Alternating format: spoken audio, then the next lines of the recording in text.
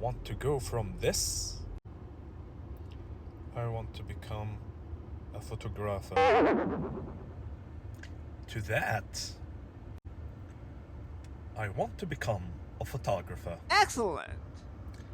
Then you need to master stress rules. In English, especially when we talk about nouns, then stress is usually on the first syllable.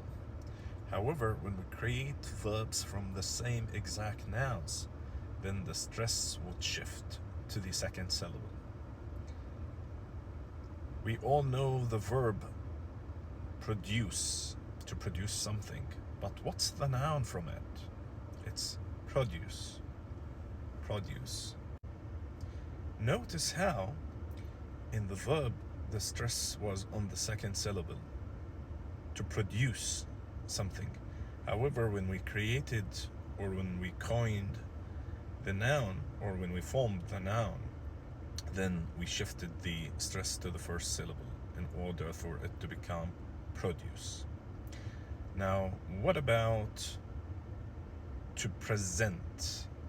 Is it the stress appropriate for a noun or a verb, based on what I've just said? Well, if we want to form the verb, then we have to put the stress on the second syllable, so it's going to be to present something.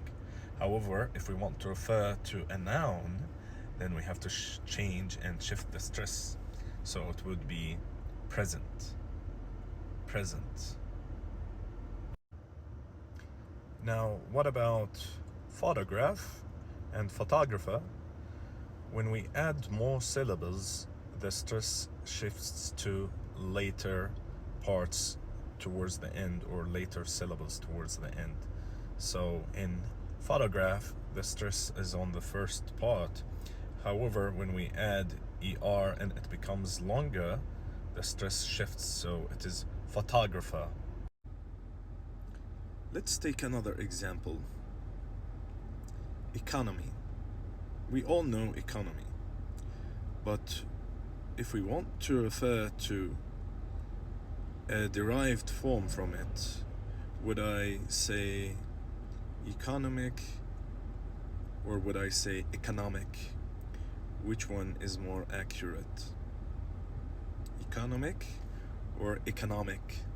Based on what I have said and based on what I told you, that when we add more parts, suffixes, especially IC, then the stress would shift to later parts or parts closer to the end. Anyhow, if you want to master English, you have to know stress rules.